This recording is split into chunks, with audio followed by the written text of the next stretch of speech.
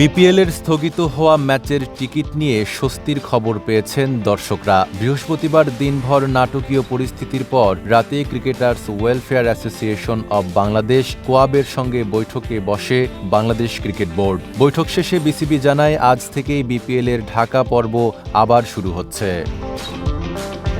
এর আগে ক্রিকেটারদের বয়কটের কারণে বৃহস্পতিবারের নির্ধারিত দুটি ম্যাচ স্থগিত হয়ে যায়। এই ম্যাচগুলোর টিকিট কেনা দর্শকদের অর্থ ফেরত দেওয়ার সিদ্ধান্ত নিয়েছে বিসিবি। একই সঙ্গে জানানো হয়েছে ১৬ জানুয়ারির ম্যাচের টিকিটধারীরা সেই টিকিটেই আজ মাঠে খেলা দেখতে পারবেন। আজ দুপুর ২টায় চট্টগ্রাম রয়্যালস ও নোয়াখালী এক্সপ্রেস এবং সন্ধ্যা ৭টায় রাজশাহী ওয়ারিয়র্স ও সিলেট টাইটান্স মুখোমুখি হবে।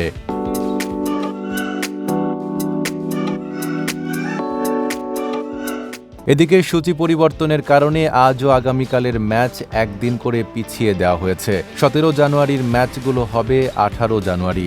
লিগ পর্ব শেষ হবে ১৮ জানুয়ারি। পরিবর্তন এসেছে প্লে অফের সূচিতেও। লিগ পর্ব শেষে একদিন বিরতি রেখে ১৯ জানুয়ারির প্লে অফ ম্যাচ দুটি অনুষ্ঠিত হবে ২০ জানুয়ারি। দ্বিতীয় কোয়ালিফায়ার অপরিবর্তিতভাবে ২১ জানুয়ারি এবং ২৩ জানুয়ারি ফাইনালের মধ্য দিয়ে শেষ হবে বিপিএলের দ্বাদশ আসর।